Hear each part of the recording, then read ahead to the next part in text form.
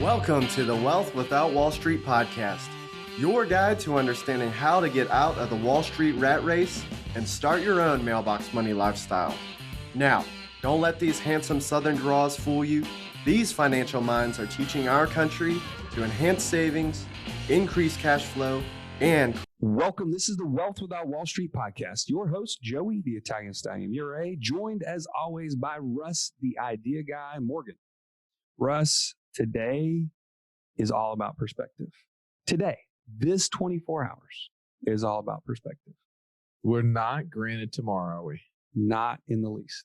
It's interesting as we listen to Dr. Lance Ellis today share his story, right? Someone that you and I've got to know pretty well over the last 2 or 3 months. One, because he's been at pretty much every event we've been at. He's been on every interview that we've had within the community. Q&As, yeah. Is somebody that you can tell is on fire to take action, to implement. But when you hear his story, you learn why did he get so passionate so quick? Yeah, he had a life-altering situation. And he's a doctor, for crying out loud, right? He knows all the right things, and yet life still happens, even if he's doing all the good things. And so he woke up and said, man, I've got to make changes. Yeah. Tomorrow is not guaranteed. And what I love from just knowing Lance personally is he's a man of faith. He is desirous that his family would know him, and the impact that he can have on them is more important than even what he does every day, which is awesome. I mean, this guy's making impact on people. They walk into his office and maybe they don't have a leg. Yeah. And he can help them walk out the door, or they have something that's debilitating that he can help them remedy through being an orthopedic surgeon. But the things that are important to him now have changed. Yeah, it's funny. Like whenever we all have these things, right? We all have stuff in our lives that we can get going with the busyness of the day. And I don't want to say take for granted, maybe not the perfect world, but there's things that happen. I mean, you've heard me talk about our dog, Rudy. And last week he went missing. And to be honest, up until that point, I've kind of cussed him a few times, you know? I mean, I've been dealing with some house issues. There was a joke from my brother-in-law when he made a joke. It's like, I guess it's pretty evident that Rudy chewed through the brick and then chewed into the pipe that's leaking behind your sink, you know, like, because it's been so many things this dumb dog has done, but he goes missing. And I'm telling you, we've been heartbroken. And for 5 days, gone. And we're sitting there just like, everybody's going, man, I wish Rudy was here. Just grieving. But I got a heartwarming story for you, Joey. Rudy's back. What? Dude showed up on the front porch this morning. Wow. I was so pumped, man. I bet the kids are just freaking out. Oh, that dog hadn't been petted so many times in a year and a half. But it's evident to just that example as we're listening to Lance talk about how life happened right before and really quickly. And now how much passion he has to take action to get to what his dream goals are. It goes back to say, man, you know, we just have to focus. We know that we're not granted tomorrow, and we need to be looking toward where we're going, because if we don't, we may show up really quickly, and it may not be exactly where we want to be. Well, he's taking control. He is literally picking a path. He's actually picking all the paths right now. He is right there with us with the Amazon stuff. He's right there with us with land flipping. He's right there with us with the Airbnb stuff. He is learning as much as possible, like he's drinking out of a fire hose.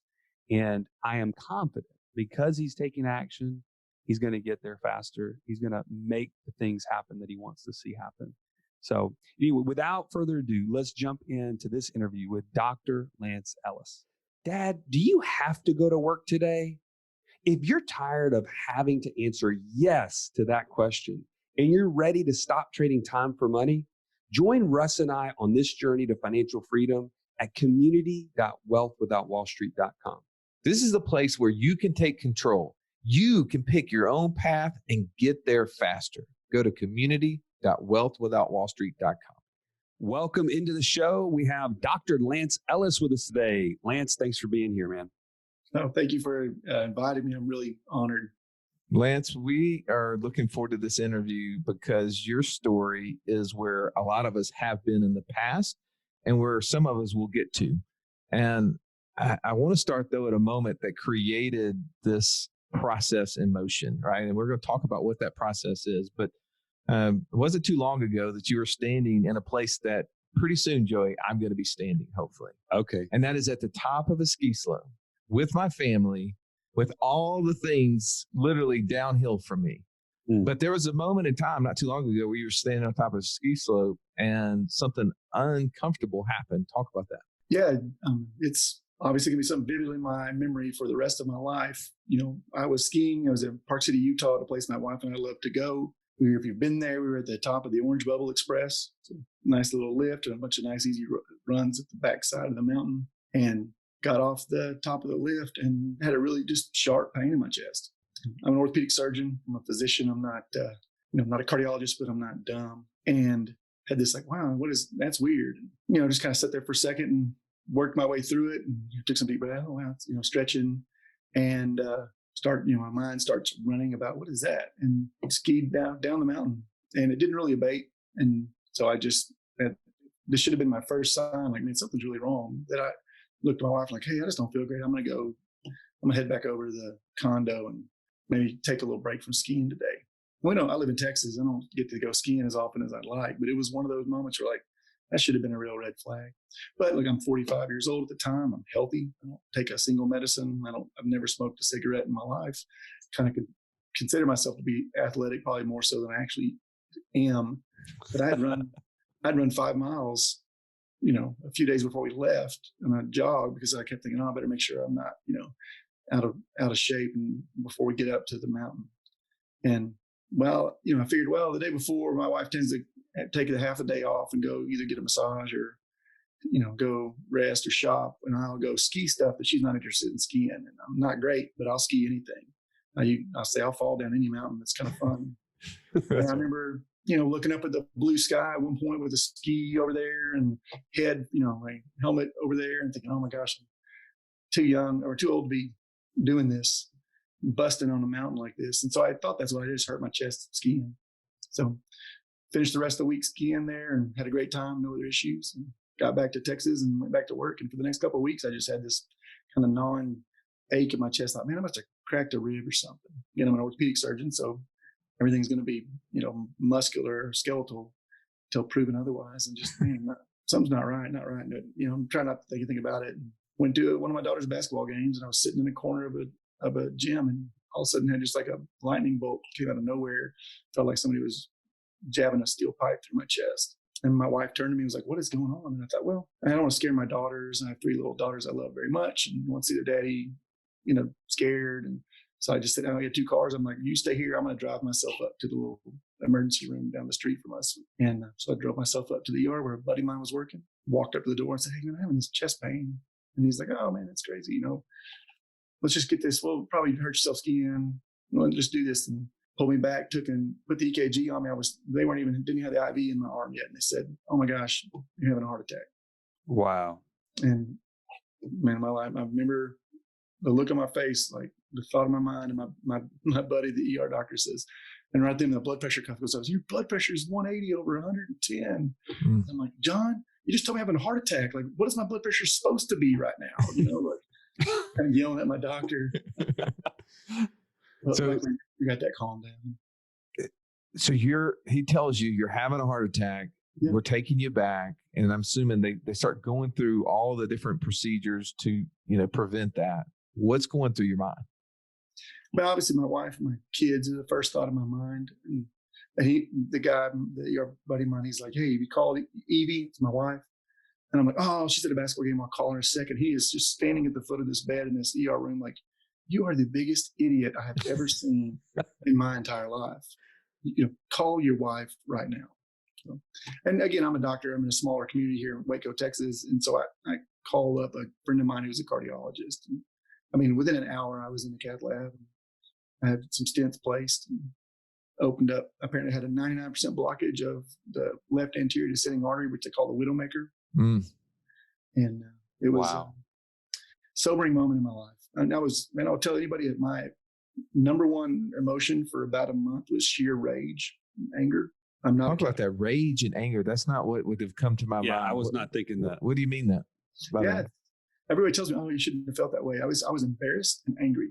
And everyone's like, oh my gosh, why would you be embarrassed? Like, no, I'm not a giant fat couch potato smoker with diabetes. And, you know, anybody, I could be healthier. I could have eaten more salads, I guess. But I really thought I was healthier than most people. And turns out I wasn't. And then why the anger? Why the anger? I mean, just it's a why me, honestly. You know, I gave my life to the Lord in college, and I've certainly failed him every day since. But I understand that I'm not in control of my life. But there's still this selfishness to be like, why did this happen to me? You know, I mean, I would be in the office for a while afterwards talking to patients who would like coming to see me about their back pain or knee pain or hip pain or shoulder pain, and then I just would ask them like, hey, have you had, they're obese, diabetic, smoker, can't figure out why their back hurts, right? And they're like, hey, I'm just like, hey, have you ever had they're older than me? Have you ever had a heart attack? No. And they'd be like, no. And I'd look at I'd just be thinking in my mind, like, okay, perfect. I did that. Right. Yeah. Well, I mean, it's funny though, like as we take into this and we look back on it, because obviously now, thankfully you're better, but I just want to pull some of this back and draw some parallels here, Stallion.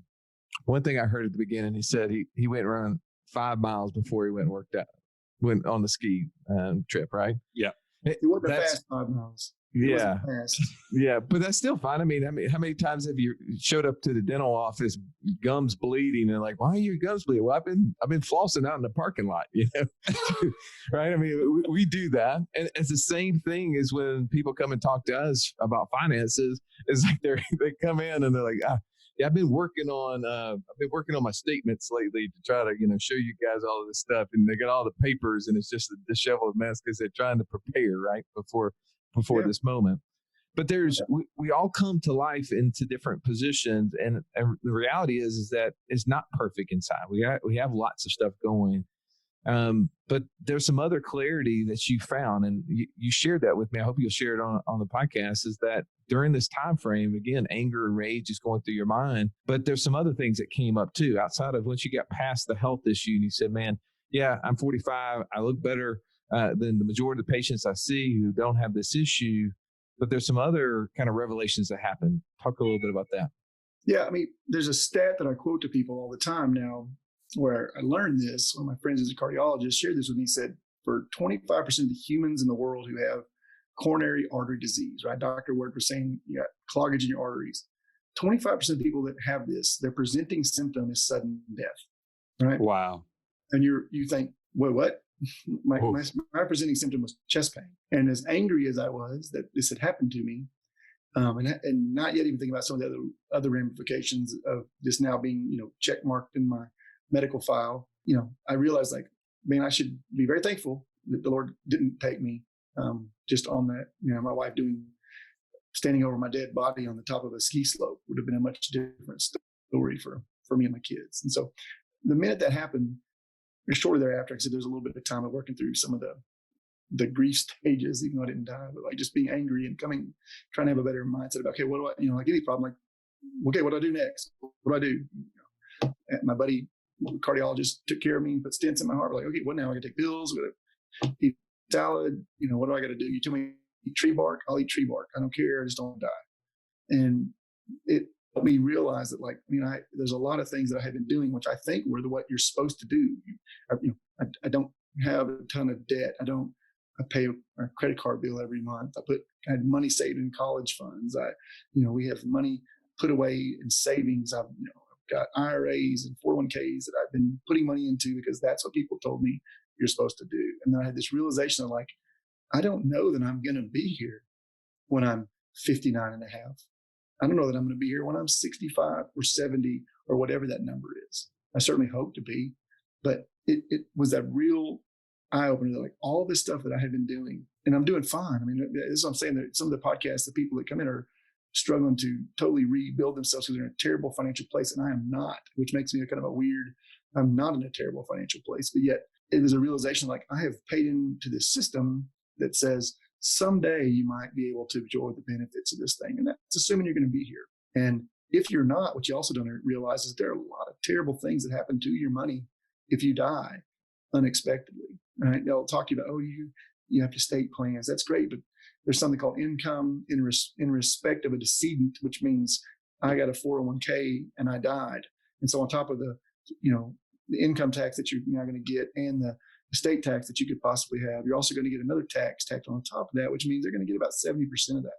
Mm-hmm. All this money you think you have, you don't have. You get about 30% of it if you drop dead. Well, you have one of these things. And it was the beginning of this, wait a second, what am I doing that I think is wise and is not? Everybody on your podcast references Rich Dad, Poor Dad. Love the book. Read it years ago.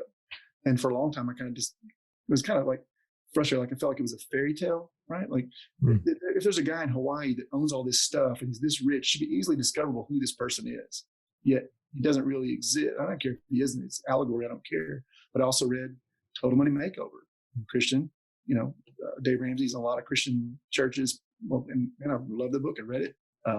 And I did all those things. I got a term policy. I've been putting money away to invest. But fast forward now a few years and think I have done this totally wrong. Mm. You say you've been doing it totally wrong though, but for somebody who's listening to you that says, man, wow, Lance has been saving money for not only his own retirement, for his own kids. He's got life insurance that's going to protect him in the event that he really would have been one of that 25% that would have died on the spot, like his family would have been taken care of. You say you're doing it wrong. Talk a little bit about that. Break that out for me. So that, the number, the denominator is irrelevant, but a perfect example, I think I've said this to one of y'all before, is if you go to, I use Fidelity. I have IRAs and 401k, very easy to use, low cost. I mean, honestly, they charge me only when I make a trade. And, I have some rollover IRAs and, rollover, I have Roth. I mean, you pick it over. Every different job has had a different retirement plan. You just my wife had brought one with her when we got married from her career before we, started having kids. And you have these funds that I'm investing in them, doing what I think is wise utilization of that money. And then you can go to Fidelity, you can click on a performance tab on their webpage, and it will show you, year to date, 1 year, 3 years, 5 years, 10 years, life of the investment. How are you doing on an IRR annualized? A nice way to measure. And I believe, completely in this idea. If you can't beat the S&P 500, you can match it, right? So you should benchmark to that. And I don't care. You don't benchmark your funds to a bound fund because you can beat that. You can just put your money in the S&P index and you're going to get average that. So that should be if you can't beat it, join it, right? Mm-hmm. And you can track that. And I'm sure I don't use Fidelity, but I'm pick whatever other major provider out there. They probably all provide this same service. And without saying here's the number, but if you go back to more than 10 plus years of my investing life since I finished residency, fellowship, and went to work, I make a great living. God's been very good to me and my family financially. But I have more than tripled the S&P 500 in over a 10-year period. And we've had a great couple of years to really boost that here at the end, obviously. And I'm 100% equity, no bonds. So, by their risk, you're super risky. Right. Except that my time horizon is well beyond 17 years. So Jeremy Siegel would say, there's no chance that bonds would beat me, because I can't get that money out for 17 plus years. Right. But in that time frame, we realized great, I've got this really, I'm growing, my money is growing. It draws little charts, making a great little parabolic curve. But I came to the realization, two things. One, can't touch that money. It's almost totally, not totally, nearly illiquid. And and this might have come from you guys or from somewhere, but this great analogy of I'm in partnership in a business. And my partner says, hey, don't worry about how much I get of this business. Later on down the line, if you made all the decisions, I'll let you know what my percentage is going to be. Mm. And if you ask me to sign up for that deal right now, that's crazy. But that's in fact what I've done. So now when I look at my retirement accounts, I always just divide the value by 2 because that's probably what's mine. Maybe. Yeah, you see on that chart that the gains and the successes that you had to that point were a fraction of that number because it's not all yours. Yeah. I believe that I'm not saying anything. Some government offices twirling their mustache and they're terrible. I think it's just, this is the way the world works. But this system, if you can pull yourself outside of it, I think that Mr. Nash in his book will definitely, a perfect example of this. Once you kind of step outside and look back, you realize this system is designed to basically help people, force people to save money who can't. But it really is a terrible, terrible thing, because if you have any decent ability, you just leave your money in for a long time. If you do that, you are in effect taking what would have been taxed as investment income and converting all of it to earned income, which is the worst bucket to have your money in for taxation. Right. And so I'd have been better not putting that money away. Some of this stuff didn't have a match. If you have an IRA, nobody's matching that. And I have a Roth IRA. You can say, well, that's tax free. Like, yeah, maybe. Right. I mean, I watch the news, and I'm not an ultra wealthy person. I'm not going to get hit with a wealth tax, but at least in its current iteration, I guess the way they talk about it. But I believe that I'm 46 now. I believe that by the time I'm in these retirement age, 30 years, and God willing, I'm still here, which I believe will be the case, that they're going to say, well, yeah, Roths are free, except when you have enough. So it's not tax-free if your net worth is X or your income was X. I mean, I believe that. Our legacy costs of our country alone would dictate that something's going to have to happen. And, politically, that won't be difficult to sell, just like any kind of wealth tax won't. They'll say, man, anyone with a Roth IRA, it's got more than $1 million in it. We can take half of it. And we can go boo-hoo, why, but they're going to say, and so what? There's people out there struggling to make, you see these stats where say average person can't handle a $400 emergency expense. You think that person cares at all about how much tax comes out of my Roth IRA? No. And so I don't actually believe that this partner that I have in these retirement accounts is going to anywhere near honor the guarantee that I have right now. And so I made the decision that I think I'm better off taking that money out today and incurring taxes and penalties on it. And I'm kind of spreading out over some tax years, but I think it's wiser to do that, because I think in the end, I will have more money available to me than I would if I had stuck it in there and kept going, like, 25 years of doubling the market. I'm like, you got so much money in there. Like, well, I mean, somewhat of it's mine. So let me jump in. I don't know your story quite as well, because I know Russ and you really spent most of the time talking through this process. But so walk me through, what was it that started that whole process of starting to question all the things that you used to do? Obviously, that event had something to do with it, but were there some resources or things that you started to see that you're like, wait a minute, why am I doing X, Y, Z? And because it seems like you've come a long way in a short amount of time. Yeah. Some of this started, for a long time, I had a private practice that I owned with another partner, and we had a lot of people that worked for us. And so when you own your own business, there were times over the years where we didn't take paychecks to make payroll. Big glamorous surgeon, and I'm not taking a paycheck for one time. It was like five months one year. And so we're trying to, the healthcare business and industry is not one that has a high margin, and it's not friendly to private practices. And so we were struggling uphill to constantly try to, find the more efficient way to grow our business. And I remember even back then, I was honestly saying, like, man, I just don't want to put money into this 401k in our practice, because quite frankly, I need the money. I need the liquidity. I don't want to be just watch us put this money away. Oh, there you go, this money, but I can't touch it. But I just kept thinking, like, I started to think more about, man, if you do this where you own your own business, you start cutting checks to the IRS that are stupid. I mean, 6 figures, and you're like, I'm writing this massive check, and I'm not. I understand my family, I live a good life, but we're not, whatever that silly rich kind of stuff is, right? I drive a pickup, not a Ferrari, right? We have a nice house. Don't get me wrong, but not like. So is it a Tesla pickup? A Tesla? Well, I need the bulletproof glass, and apparently it's still up in the air. But yeah, I mean, so I started thinking about, like, I pay so much in taxes. How can I get that down without I'm not looking to go to jail for tax evasion? But what are the things that are out there? And they call it loopholes in the media, right? Make it sound tedious, but we call it tax law if you just want to be honest about it, right? What does the code say is and is not? And so you start looking through that, you think, well, why don't we segregate out the management side to another company that we can pull out and put expenses through that and try, thinking through that. And think, well, at some point I had the first realization was, for me, one of the premises of all these retirement accounts is, hey, look, put this money away. When you get old and you can't really do anything fun anyway, but you can take your money out, but you're not going to be making near as much money. And so it's not going to be taxed near as bad. Right. So you're like, I felt like that was just planning for failure day one. Like, I don't believe or intend for my income to ever go down, irrespective of whether or not I'm replacing hips, knees, or doing spinal fusions. And so if that's not the case, then it's a bad idea right away. I'm not deferring taxes.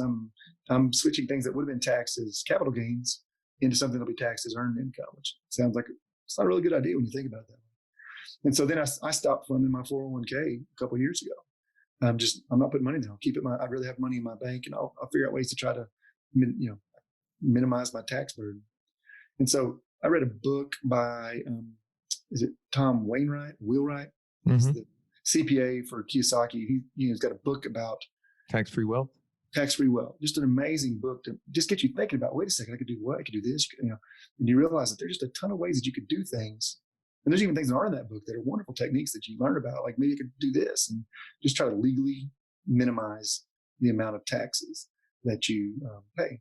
And so as you start kind of working down that, you start thinking like, what other things are out there that could, I had this moment with my heart, and I think, holy cow, man, what about my kids? If I am able to amass any kind of demonstrable wealth, how do I pass that on to those guys? And so I actually read somebody said something about a book.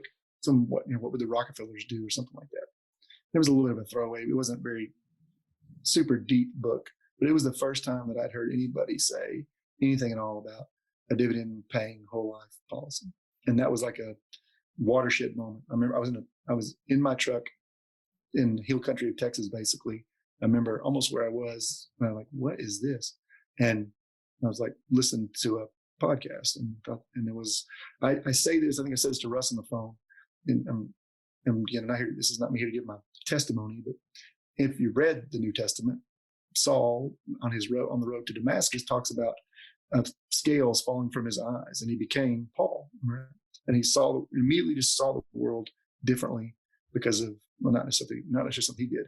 And this is not as grand as my salvation that happened when I was in college, but it's the same thing. Like I remember I had been an absolute acolyte of invest, find small companies, put money in, try to adjust your risk reward tolerances, generate a better return on compared to the S&P 500. Do that long enough, and you're going to have financial independence. And in these accounts that I can't touch anyway. And all of a sudden, I felt like I had been just financially transported out of that mindset, and it led me. I had to read more. I had to read Becoming Your Own Banker, The Case for IBC, and a few of those other books, Warehouse Your Wealth, before you kind of had what I think is a better understanding of this. But it is a dramatic moment where I was like, I'm jealous of what y'all do for a living, because I think I'd love to shout this from hilltops to people. Like, I tell people, read this book, read this. This is, this, once you understand it, there's that great line that y'all said, or someone in the book said, if this is so great, how come everybody doesn't do it? And the retort to that is, everybody that hears about it does it. That's right. Well, I love what you said there. You said that you felt that you had been planning for failure if you were going to try to set yourself up in a way to when you get to retirement, you would be in a lower bracket. And I don't think enough people think about that, Stallion. No. Where it is the mindset, and that has been, constantly perpetuated through the media and through the markets that, hey, we're going to stuff money away right now when you're making tons of money and you're so successful, you're so, you're being blessed so much. And then we're going to get you to retirement when, by the way, all the kids that's in your house that you've been able to write some things off of, all the mortgage interest that you've had along the way, the businesses that you had that you could write stuff off for, all the things that have allowed us to try to mitigate our taxes to any degree through our lifetime. All that's going to be gone. You're going to be in retirement, and miraculously, tax brackets are going to come down because you're going to be broke. And I don't like that thinking. I love what you said there is that you didn't want to plan for failure. You didn't want to reduce your income. And Nelson Nash would tell us all the time that his income, he paid how much more in taxes did he say he was paying in his 80s than he was paying at 65? Do you remember? I don't remember that. He would tell us 3 and 4 times his tax. He was paying 3 to 4 times the amount of taxes in his 80s than he was paying in his 60s. Well, if we are living our life as a way to give value and serve, right? Because retirement is a word that says to be taken out of service. And if we all are believers on this call, we talk about being servants. and to be serving others, we don't want to be taken out of service. Now, we may not want to do our quote unquote day jobs, but we still are serving and doing things. And if we're adding value, most likely that value creates income. That's right. And if we're in a place that some, utopian world that we believe tax rates, are going to go down in the future, which I don't believe is going to happen, that most likely we're deferring taxes to a later date to a higher rate that, like you said, I mean, what's the likelihood you're standing on top of that mountain at 75? And if you are, your kids are definitely not looking at you at the same way they are today. And all those times of not being able to access their money. So I love what you said there. I want to dive a little bit into your understanding of infinite banking, because there's some people who are listening to this podcast that may be hearing that term for the first time, by the way. They may have just gotten pointed to this because they heard, man, Russ and Joey do such a great job communicating. No, they didn't hear that. That would not have been the way in. They may have heard, though, man, there's a ton of value that's being brought on that show, and there's guests coming in. They're talking about all these different ways that you can grow passive income streams. What is this that Dr. Ellis is talking about as it relates to life insurance and infinite banking? So you mentioned that you read a couple of books that turned you on to this that you'd never heard before, but now you got that information. What did you do next? Well, I mean, part of it was trying to figure out, I'm thinking, oh, this is a great idea for people who can get insurance. And I'm, sitting there, taking the cap off a pill bottle for some medication I now take because of my heart.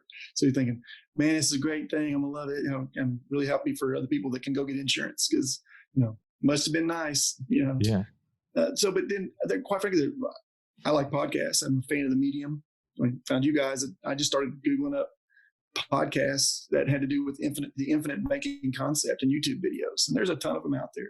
It goes by, probably the hard part for a consumer of this idea is there are a lot of kind of unified terminology. Infinite banking, you'll hear IBC, and then banking on yourself, you'll hear that as well. Right? Most of them try to downplay the insurance part because it does just turn people away for whatever reason. But listening through those was probably something that was the first, thinking back about trying to have a better understanding. And quite frankly, this isn't because I'm a fan of y'all's podcast. And again, just absolutely flattered to be asked to be on it. But early on, because when I find a podcast I like, I'll go back to the earliest one they have and figure there's probably some idea. There's always some kind of value to the sequence. Try to figure out what was the first things they wanted to talk about. And spend a bunch of time up front talking about the actual ins and outs. You knew Nelson Nash. I think that gives a authority to you that not every, a lot of people reference him as their mentor. I just met him before, but he was in your town and sounds like you could drop in and you'd see him or go eat with him. And so it's, there's great value in my mind there. So trying to find people that could talk about the actual ins and outs of it. And there's even a couple podcasts that are super, super specific about, you hear the guy, I can't think of the name of it off the top of my head.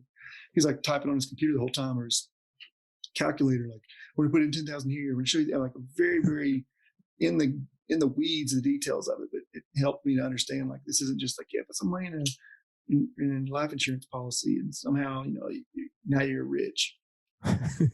So let me ask the question you just mentioned was about, hey, my health may keep me from doing this. So what have you found out since then? That was a thought that you had, obviously, as you're popping pills for this. Yeah. What did you find out since then? Yeah, what I understand is for my specific situation, granted, everybody's could be a little different. I don't have any other health issues besides this, so this is enough.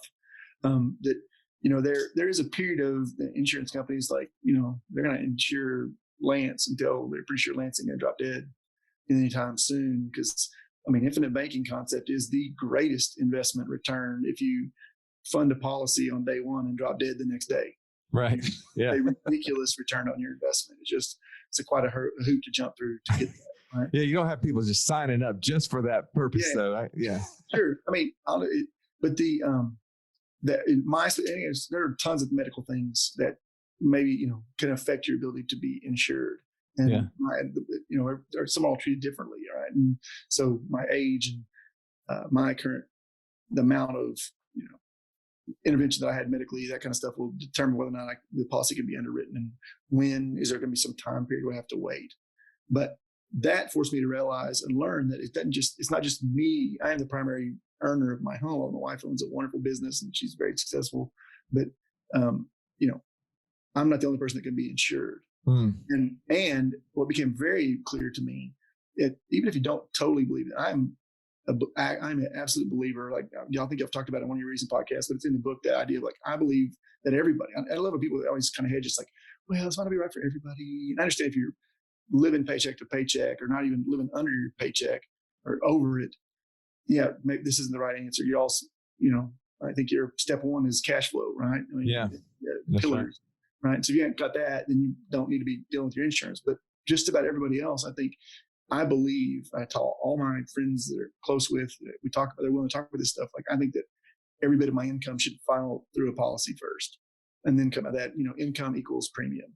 I think it's absolutely, if you believe if you believe this is what it's supposed to be, then any answer short of that's silly, right? I mean, as long as you have, there's some few hurdles about some specific numbers I think that matter, like how much do you lose that first year of the policy to access to?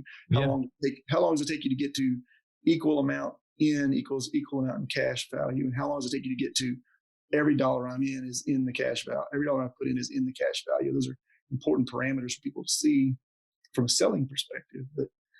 But I have 3 daughters, and they are wonderful. God has been so good to me and my wife.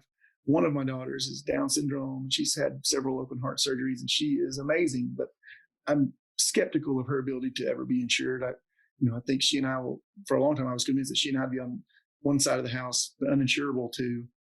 But my other daughters and my wife, particularly my daughters, I became very focused because of my experience through this, that I want to get policies written on my other daughters, because I have no idea what their health. They're wonderfully healthy now, but I want them to have that magic little rider that y'all talk about, that says they are insurable at their healthy rate, irrespective of their health in the future. Because I sure wish I had that now for myself. Yeah. What you're talking about is the future insurability rider that you can put on children's policies, to where at different time frames in their life that they can actually buy guaranteed coverages.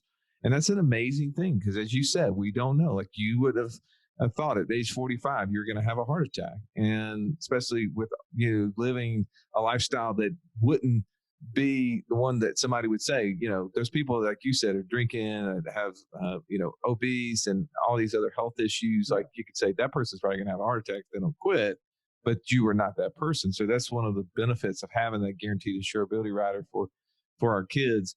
Let's talk a little bit. You hit on a couple, but I think this is always a really good part for someone who's listening to this, that has been digging a little bit into this life insurance conversation. And they come up with the things that you mentioned, like, man, well, if I put $1 in, I don't have the full dollar in year one. So that's a hang up sometimes.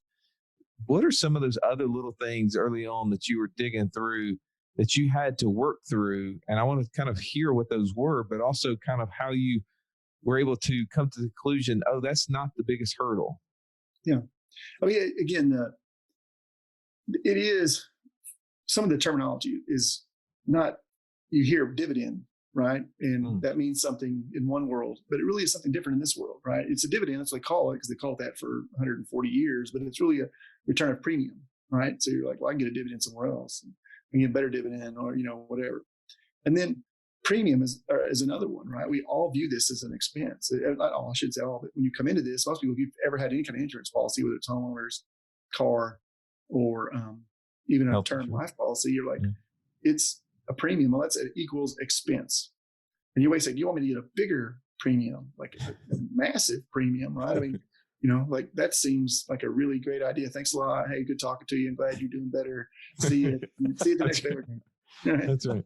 But so some of the terminology is a little bit, you got to work through that a little bit, right? And once we should just call it by something different, right? Then it wouldn't, it would work better. But that, I think, quite frankly, part of it also is, no spouse, all of us, I have just an absolutely wonderful wife, but you got to go to her and say, hey, honey, by the way, I want to do something totally different, and she's going to, I know she's going to say, she trusts me, I make wise decisions, I hope, but you got to work through that with your loved one and say, I think likely you're not going to get a whole lot of grief about buying more life insurance on yourself.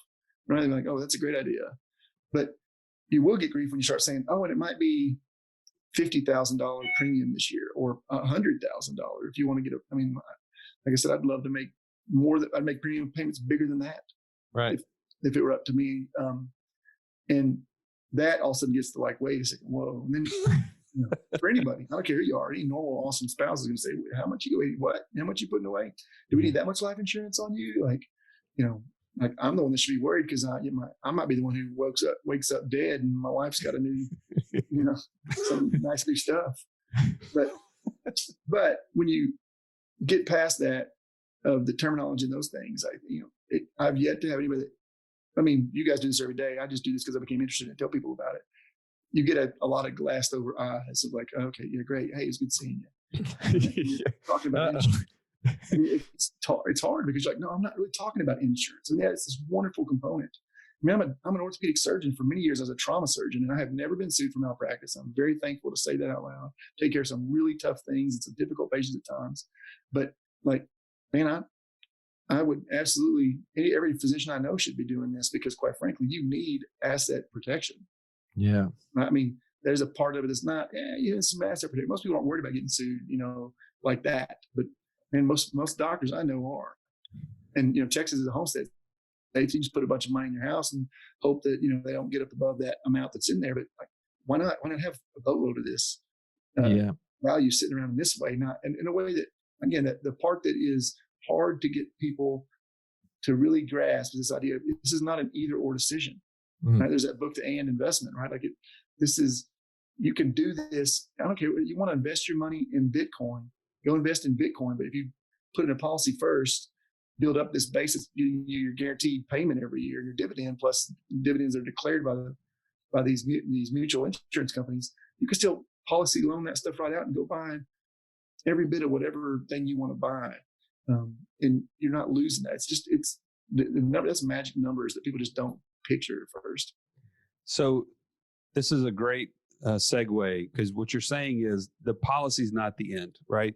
It's just the means that's going to be more efficient. We talk about getting there faster. It's taking back control of your finances, picking a path, and then getting there faster. So one of the things I've loved about getting to know you, Lance, is that you have consistently been a learner. You're super active in the community. You're jumping on the Q&As, the live Q&As with our guests because you're interested. You're saying, I need to understand this wholesaling thing. I need to understand this land flipping thing. I need to understand other ways to get money at work. One, tell me why you're doing that. And most people are looking at it saying, well, you're an orthopedic surgeon. Like what? I mean, aren't you already there? Like, aren't you to a point where you don't need to know this stuff? Why are you so driven by that? And tell us what the future kind of looks like as you see it. Yeah. It's a great question. I think everybody obviously comes at things differently. This is not all just because I had some health scare and decided I really wanted to be a French pastry chef somewhere, and I have a wife, I have kids, I have responsibilities. I'm very proud of what God has given me as far as a career. I mean, there are a lot of unhappy doctors in this world. It's hard to understand that if you're not in them, but I'll tell people all the time, it's a decision that you might not, you make this decision and you might not know for about 7 years that it was a terrible decision for you personally. And orthopedic surgeons, we tend to be a fun group. I mean, we get treated as a big, dumb jock kind of guys all through medical school. Though most of us did pretty well in medical school. I say all the time, I laugh about it, that I fought like crazy to beat out a bunch of other people to get to where I am today. There are a ton of people, aspiring medical students, interns, residents that would want to be an orthopedic surgeon. You can Google it up. I make a good salary. The surgeries we do, like there's a real difference between being sick and being hurt. Right. Somebody can come in with a bone sticking out the side of their leg and I'll have them running again. Not me. I don't heal them. God does. But I'll do what I do. And this person, it's very different than someone who's just sick and it's never going to go away. So this job is awesome. There's so many things about that are wonderfully rewarding. The problem is with any job, that's about 10%, maybe 20% of my week. And the rest of it is paperwork, meetings, headaches, and you realize, it came to a realization, it might've been, all these books, seem like we all have these similar things. Tim Ferriss' book, 4 Hour Work Week, is super famous. Everybody reads it. very entertaining book. I'm not looking to retire to a beach to work, but I thought probably one of the most powerful points he made in the book was this idea of, man, there are 7 days in a week, and you're going to sacrifice 71% of that to work 5 of them so you can have 2 days to yourself for most jobs.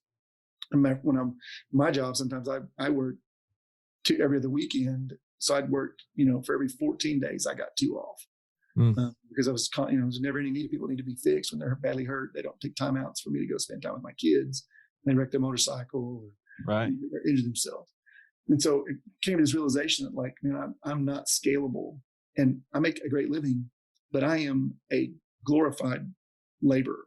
I'm no different than a guy who digs a ditch. I work for my paycheck, but I just get paid a better hourly rate than that guy gets paid, or girl. And so then once you realize that, you think, well, I make a great living, no doubt, but I certainly would like to have more things that I could be doing with my money if I had more to use it for, because not tied up in a 401k or something like that. That you realize, like, well, in order to do that, I just got to go work and do more. Got to replace another hip. Got to fuse another spine. Got to do more surgeries in order to make more money. And whether that's I got to go, do whatever you do for a living. And once I realized that, I thought, like, what are the ways that I can use money to put it to work so that it works for me? And, with my kids, we play cash flow with my kids as I'm trying to teach them about this stuff early on. And I'll ask if they were here right now, I'd say, girls, what is dollars in the bank? And my girls would, in unison, would say they're fat and lazy, right? Because they're just sitting in the bank doing nothing.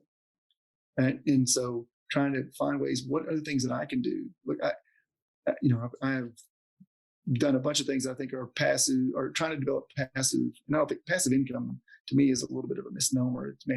Google that term up, and there's a million podcasts talking about all the ways you can get super passive. I don't know that anything is really that passive, but money that, trying to get income that's not requiring me to work harder to make it. Even if it's just a side hustle, I'll never not be a doctor. That's what I do. I love it, but I sure would love to have it, have the ability to say, man, I want to work this many days, and I don't have that. I've got to work, and I love it. I love what I do. But, it's that freedom to, Mark Podolsky says the W's, you work when you want, where you want, with who you want. I think it's a great, very powerful thing. I work with some wonderful people, but I don't always work when I want, and I don't always work doing what I want. And I understand that people say, well, you're a doctor. That's a great job. It is. But I also have to tell people, like, hey, sorry, your mom died. And that's not a great job. Ooh. Right? I'm sorry, your dad was on a motorcycle and he got hit by a car, and we did everything we could, but he didn't make it. And I've told that to a 12-year-old. I mean, being a doctor is great until you have to do stuff like that. So man, that's powerful to think about. And I think there's a lot of people that aren't in your shoes that don't consider that part. They don't see that part. That's not on the Grey's Anatomy and the other shows that make it look so much better.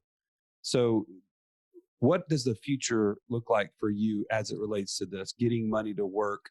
How do you see this playing out as you're engaging more with this process of taking back control, picking a path, and getting there faster? Yeah, I already, before this came to it, I own, I've been pursuing some of this. I own some commercial real estate that that has tenants that we rent, office buildings. I mean, I've invested money in these things beforehand. So, and that's all done through businesses that I own that are separate from my employment model. Adding different arms to that, whether it's, there've been several things on your podcast that I've spent some time trying to flesh out. See, could I duplicate this through whatever systems you put in place, whether that's investing in raw land or flipping wholesale properties, or I think we've had storage sheds and car washes. I mean, I'm interested in anything I can put capital to work that doesn't require me to go make it work.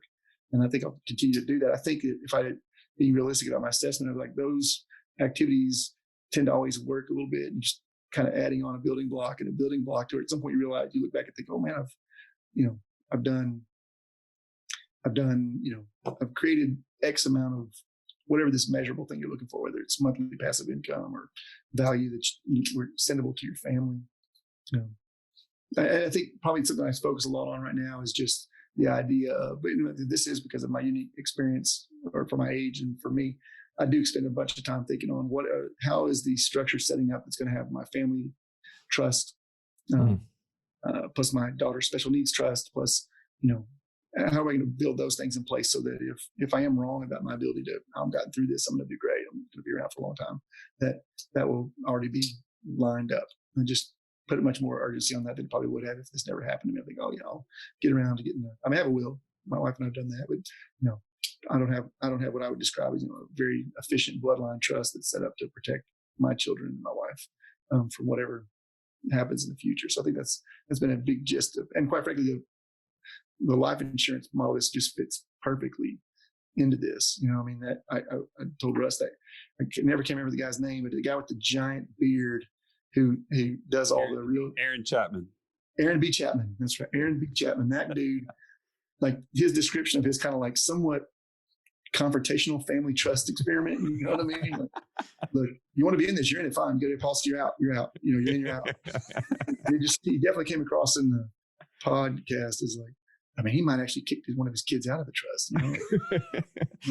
But he had one. That's the thing about this, is that he actually created planning. And I think just listening to your story as we wrap up, one, I really appreciate you sharing it, because you kind of take us through this series of events that happen in your life, both physically, but also mentally, as you were thinking through all of these moments. And I just see so much of how you're transforming not only your personal future, but as you mentioned, those 3 beautiful daughters, and preparing them for this next phase. Because Nelson Nash always would say the first thing you have to do as it relates to infinite banking is you have to think long range. You have to think long range. Yeah. And it's long past us in this life. And there's kids and there's grandkids and there's great grandchildren, hopefully, and all of that down the road. And we're preparing this system, because this is a life game we're playing. That ski slope is a short run. And Joey, I'm going to go fast when I'm on that run. But it's a continuous, it's a never ending run as it relates to our life and what we're preparing for. So Lance, thank you so much for sharing so many different just ways that you're looking at using this. And I know that you're in the community. So if you're listening to this right now and you want to ask Lance some more questions about some of the books he read, podcasts he listened to, things that he has done and is doing in relationship to this, I hope you'll reach out to him. I know Lance is just very gracious with his time and information. So again, thank you so much, Lance, for coming on the podcast. It's been a pleasure. The pleasure's all mine. Like I said, I'm very flattered that you asked, and I'm a huge fan. Look forward every week to hearing the next part. Well, thank you for listening always, and we will see you on our next podcast. If you've been listening to our podcast, you're like, man, I love what you guys are talking about. I want to build passive income through one of these 5 pillars that you're talking about, but how do I do it? Stallion, tell them. It is so easy. It's so easy that we created the longest URL possible, so you may want to write this down: freecall.wealthwithoutwallstreet.com. Go to freecall.wealthwithoutwallstreet.com, and you can set up your call with one of us. We're excited to talk to you. This has been the Wealth Without Wall Street podcast. Don't forget to subscribe to the show to break free of the Wall Street mindset and begin building wealth on your own terms in places you understand, so that your wealth will never run dry. See you next episode.